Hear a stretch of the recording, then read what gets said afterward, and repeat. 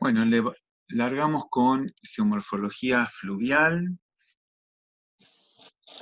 Bueno, se podrán dar una idea, ¿no? De lo que, cuando la palabra fluvial está clarísimo o por lo menos creo que la conocen todos. ¿Hay alguien que no sepa de qué estamos hablando? A ver, si hay alguno, que levante la mano. Parece que no hay. Bueno, obviamente estamos hablando de ríos, ¿no? De qué pasa en los ríos.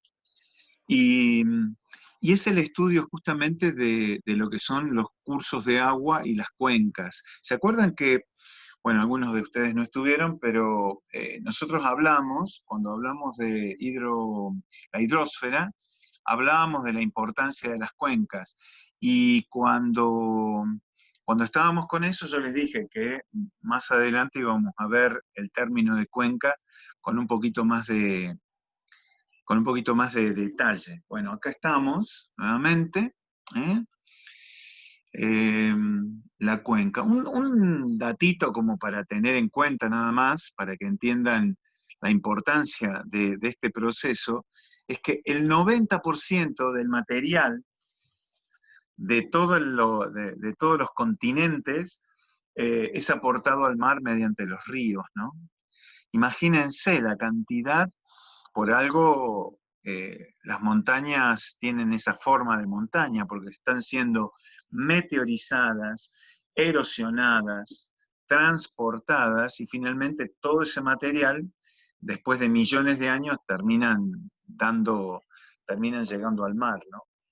Tengan en cuenta esa importancia. Esto es también, esto engloba lo que veíamos como escorrentía, lo que se escurre por la superficie de la Tierra y genera todo este proceso. Eso sería entonces como un resumen de lo que es el proceso fluvial. La cuenca, la cuenca, ustedes han escuchado seguramente la cuenca Matanza-Riachuelo, ¿no? ¿Han escuchado? ¿Saben de lo que se trata? ¿Por qué hablamos de la cuenca Matanza-Riachuelo? ¿Alguien me puede decir? A ver, algún comentario o algo. ¿Eh? La cuenca Matanza-Riachuelo. ¿Cómo es eso? A ver, alguno que se anime. Es un río con todos sus afluentes. Es un río, sí, con todos sus afluentes. ¿Y qué diferencia ese río con todos sus afluentes de otro río con todos sus afluentes? ¿Cuándo se termina ese río con todos sus afluentes? ¿Hasta dónde llegan sus afluentes? Para mí ¿Entendés van cómo es la hacia... pregunta, no? ¿Desemboca en el mar? Hasta el Río de la Plata. Bueno, ahí tenemos un par de respuestas. Vamos a ver. Desemboca en el mar. Ese río sí desemboca en el mar. Y nos estamos yendo, pero en realidad para poder determinar la cuenca, necesitamos irnos no hacia el mar, sino todo lo contrario, para arriba. Claro, está Entonces, como delimitado por una cadena de montañas, podríamos decir. podríamos decir, entonces, ahí estamos. O sea, ¿hasta dónde va ese río, no? O sea, el río, este sería, por ejemplo, el riachuelo, este sector, y este todo el Matanza. Y el Matanza tiene un montón de afluentes. Acá los ven. Bueno, en este caso es una zona montañosa, ¿no? Pero ¿hasta dónde llega el último? Fíjense en este, acá. Fíjense que viene el afluente, viene este otro por acá, ¿hasta dónde? Si nosotros ponemos una montaña o un resalto topográfico, el río va a llegar hasta lo más alto casi, podríamos decir. ¿Por qué? Porque acá va a caer agua de las precipitaciones Y cuando caiga acá, esa gota de agua se va a tener que decidir si se va para un lado o para el otro. ¿Cómo se llama ese punto o esa línea que separa estas dos aguas? Divisoria de aguas, acá lo tienen. Entonces, las cuencas están limitadas por las divisorias de agua. Esto va a pertenecer a la cuenca 1 y esto va a pertenecer a la cuenca 2. Podrían decirme ustedes, sí, por supuesto, puede ser que esta y esta pertenezcan a la misma cuenca, ¿eh? Pero en este caso la divisoria de ríos, por ejemplo, esta de acá y esta de acá, bueno, podría ser, ¿no? Acá hay un resalto. Esta termina yendo hasta el mismo río. Pero esto ya sería otra cosa, ¿tá? Estamos hablando si acá hubiera una divisoria de aguas y del otro lado hay otra cuenca. Como por ejemplo, la cuenca del Salado, la cuenca del Matanza-Riachuelo, la cuenca del Reconquista, del río Reconquista. ¿Entienden el concepto? Sí. Sí, sí. En algunos casos sí hasta Mendoza. ¿Qué ríos llegan hasta Mendoza? No, ni idea. A ver. ¿El desaguadero llega? Bueno, yo estaba pensando también en el río Colorado, pero sí, el río Desaguadero, que desagota en el río Colorado, que es un río intermitente, pero en épocas de crecida, ahora porque está el río Desaguadero es muy explotado, por lo tanto es muy difícil que el agua llegue hasta el río Colorado, ¿no? Pero en su momento sí lo fue. Entonces tenemos un río que desemboca en el mar Argentino, pero que sube entre La Pampa que entra Buenos Aires, La Pampa y Río Negro, y después sube por La Pampa y llega a Mendoza, ¿no? Sí, sí. Y otros cruzan todas las Patagonias, y algunos vienen de Bolivia, ¿no? En la cuenca del Paraná, algunos de los ríos del Paraná tienen su origen en Bolivia, ¿eh? O en Paraguay, o en Brasil. Fíjense la importancia de eso, ¿no? Ya, obviamente estas cuencas reúnen ríos de todos lados. Cada una de esas subcuencas, podríamos decir al revés, cada cuenca también está formada por subcuencas. La subcuenca del río Iguazú, la subcuenca del río Paraguay, del Bermejo, y así sucesivamente. ¿Sí? ¿Lo entienden a esto? Sí. Cuando hablamos de la ¿No? cuenca, Sí, solo sí. se tiene en cuenta lo que se ve en la superficie, no lo subterráneo. Sí, sí. En general, sí, efectivamente, está bien. En general, las cuencas subterráneas acompañan de alguna forma la cuenca de los ríos, las cuencas fluviales, porque también es cierto que las aguas subterráneas eh, pueden extenderse por otras cuencas también, ¿sí? O sea, no siguen exactamente, pero acompañan, por supuesto. Por ejemplo, el Puelches está por debajo de la cuenca del Riachuelo, de la cuenca del Salado, de la cuenca del Reconquista. ¿Eh? Entonces, de alguna forma, estas cuencas alimentan de forma directa o indirecta, alimentan el acuífero. Pero, digamos, de alguna forma están conectadas, ¿no? Ahora, no es que el agua subterránea va a estar exactamente respondiendo a la cuenca superficial, ¿ok? Muy bien. Vamos a ver otro concepto importante. Hoy no le vamos a poder, esto lo vamos a dejar medio inconcluso, ¿sí?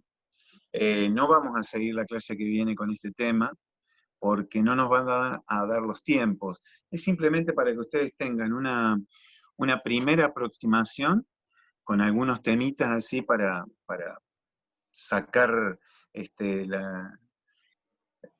los, los puntos más importantes o por lo menos los principales conceptos, y después ustedes los siguen en casa, ¿sí?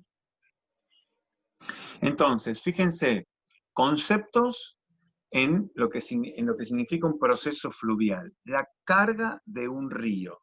¿Eh? La carga de un río es lo que el río transporta. Y en ese transporte, vamos a ver qué hay. En esta otra, acá tenemos una imagen que lo representa. Una carga del lecho, que está sobre la superficie del río, que se arrastra a través, sería lo que está sobre el lecho del río y que no se levanta, que se arrastra por tracción. Esa sería la carga del lecho. Y hay una carga también del lecho, que también la podemos llamar, que es por saltación, que es una arena de un determinado tamaño que salta por la corriente y que puede rebotar y que por supuesto va erosionando y va arrastrándose y modelando también parte de otras rocas. Entonces, tenemos la carga del lecho, que sería la tracción y la saltación. Hay una carga en suspensión que dependerá, por supuesto, del volumen, del caudal, de la velocidad que tenga el río para llevar ciertos tamaños de grano en suspensión. Llevará algo de arena muy fina, algo de limo y algo de arcilla. ¿Sí? O sea que todo esto que está por encima, todo este sector, sería lo que es carga en suspensión. ¿Lo ven? Por supuesto que el material más liviano va a estar en la superficie. En realidad, esto no es tan correcto como dice así, pero sería algo así. En la parte más alta solo habrá, ¿qué es clay? Clay es arcilla, arcilla en suspensión. En la parte media habrá limo, pero también va a haber limo y arcilla, porque acá va a haber arcilla, acá va a haber limo y arcilla, y acá, más abajo, va a haber arena, más limo, más arcilla. ¿Lo ven a esto? Por supuesto, si son ríos de montaña, el material más de arena será un poco más grueso. ¿Sí? ¿Entienden esto? ¿Lo ven? ¿Lo ven claro? Yo hice un enjunte, ¿no? Sí, se entiende. Bien. Después nosotros tenemos otros temas. Este es un tema difícil de entender, pero lo vamos a ver. Es difícil de entender porque uno dice, bueno, pero ¿por qué? ¿Cómo?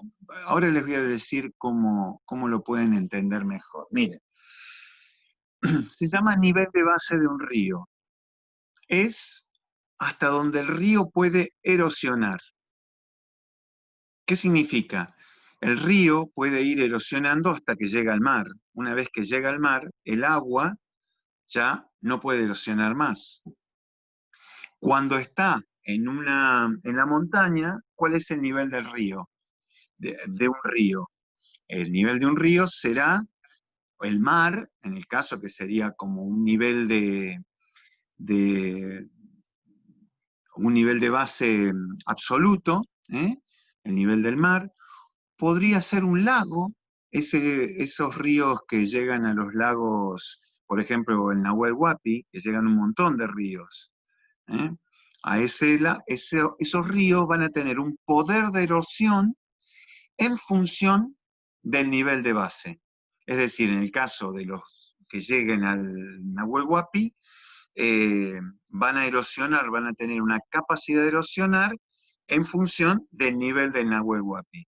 Pero desde el Nahuel Huapi hay un río que sale, que es el Limay, y que tiene un poder de erosión en función de su nivel de base, que va a ser, bueno, en realidad el Limay tiene distintos niveles de base. ¿Por qué? Porque a lo largo de todo el curso del Limay hay distintos diques, no sé, como lo decíamos los otros días, creo que está ahí el nido, ¿cómo se llama? Piedra del Águila, Chocón, Cerros Colorados, el Chocón, el Cerro Colorado está en otro lado. ¿Entienden cómo es? O sea, que es hasta dónde, por ejemplo, si pasaran millones de años, ¿hasta dónde podría erosionarse, hasta dónde podría erosionar el río Limay? Hasta el siguiente dique, porque más allá ese río no erosionaría. ¿Se entiende? Son sectores, por supuesto. Ahora, estos niveles a veces son artificiales como un dique y otras veces son naturales como puede ser una zona como una capa resistente, una colada basáltica que genere un nivel de base local, pero que cuando finalmente es erosionado, el nivel de base pasa a ser el mar. ¿Lo ven? En este caso de la izquierda, podríamos hacer... Acá lo tenemos. En este caso, nosotros tenemos este río que no tiene un nivel de base en su recorrido, salvo el nivel de base absoluto, y a través de un embalse genera un nuevo nivel de base. Entonces, la erosión va a estar en función de esto. ¿Por qué también es importante esto? Porque en algunos casos, nosotros, por ejemplo, tenemos ríos como el río Mendoza. ¿Alguno viajó en auto a Chile? ¿Viajaron? ¿Han visto los depósitos del río Mendoza? No, yo por mi parte no. Bueno, por ejemplo, bueno, tenemos 10 minutitos más y después ya seguimos. Quiero decir esto nada más, como para...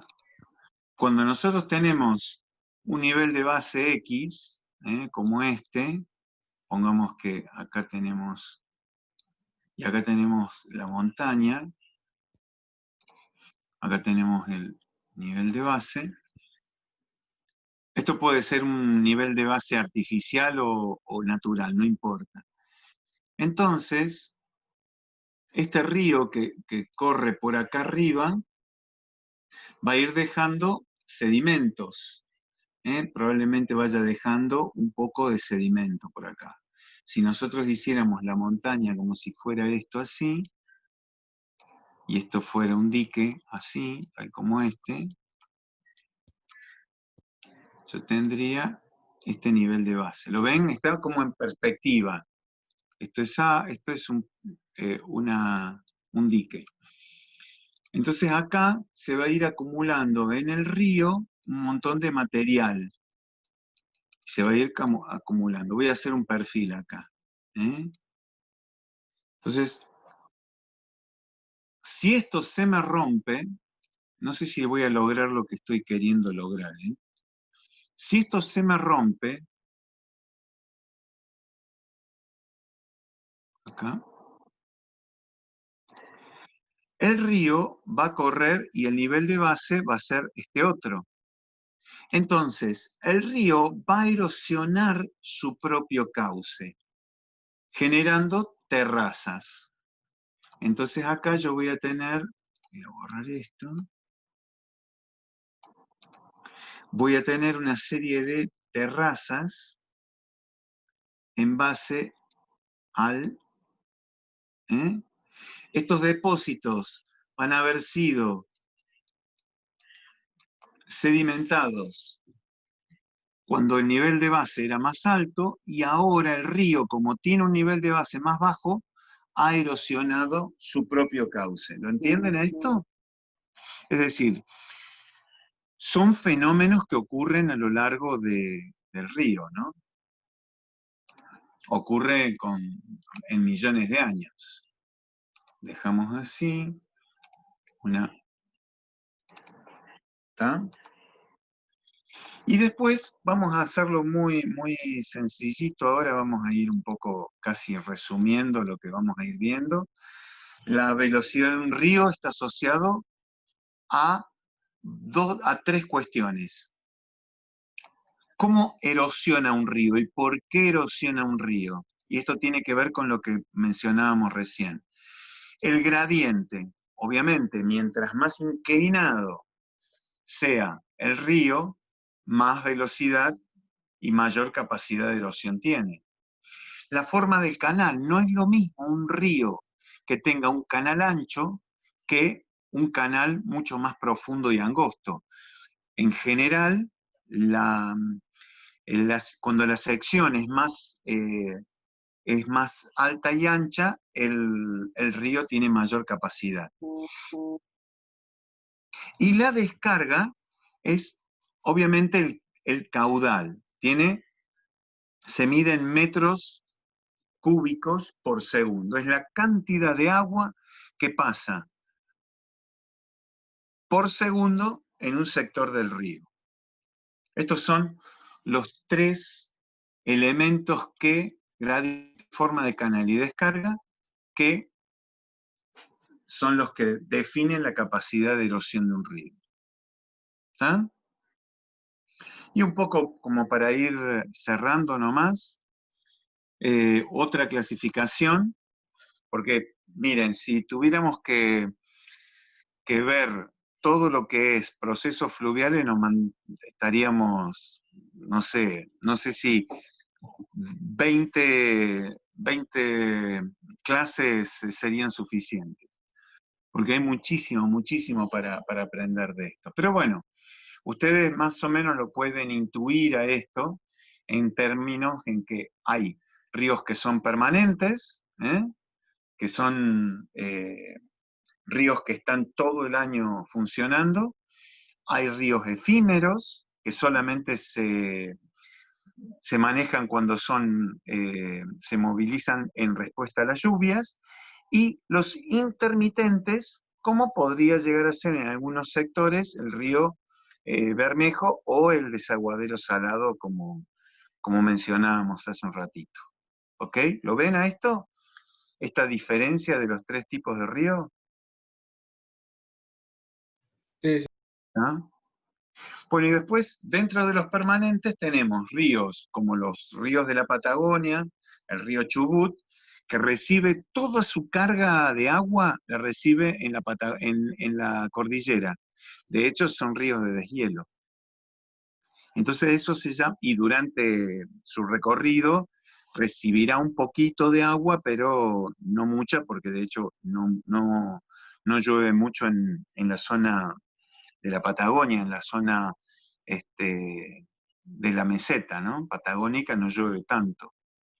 Y los autóctonos son los que reciben en todo su curso.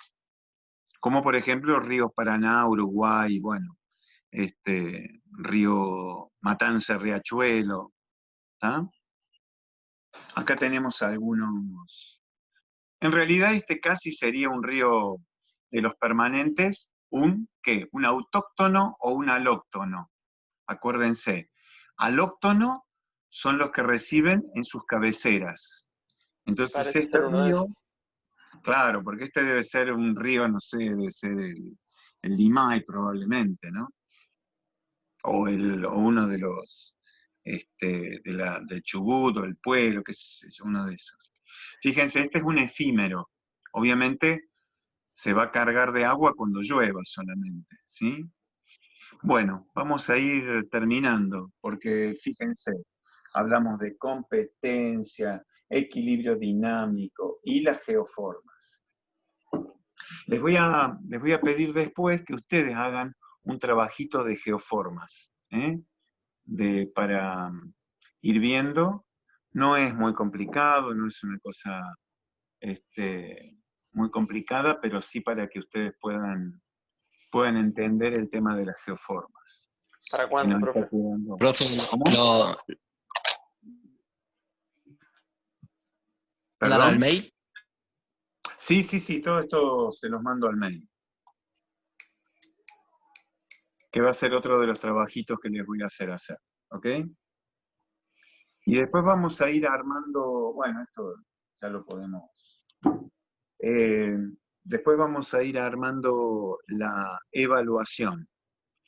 Pero bueno, no quiero que se pongan histéricos con el tema de la evaluación, porque vamos a hacer les vamos a permitir que hagan un buen trabajo, ¿eh? Así que, y tienen la posibilidad de recuperar, o sea que esta pandemia y esta cuarentena bendita, que yo de pandemia creo que es un verso, y esta cuarentena que nos tiene completamente medio amordazados, a los que nos dejamos amordazar, obviamente, ¿no? La verdad que nos ha generado una situación completamente novedosa. Entonces, la verdad que, bueno, tenerles paciencia a ustedes como ustedes nos la tienen a nosotros para estas clases, ¿no? Para entender lo complicado que ha sido ponernos al día con toda la, bueno, y estar, ¿no? Con esta tecnología cuando funciona, y cuando no funciona, pues también. Así que les vamos a dar todas las chances, todas las oportunidades. ¿Está? Joya. ¿Alguna pregunta sobre esto? Nos queda muy poquito, pero bueno, si no, cualquier cosa me hacen por mail, ¿vale? Bueno, Bueno, Genial, profe. Muy bien. Nos vemos entonces, gente. no, profe, hasta luego. Buen fin de- Saludos para hasta todos. luego. Marcelo, nos vemos. Buen fin de. Saludito. Gracias.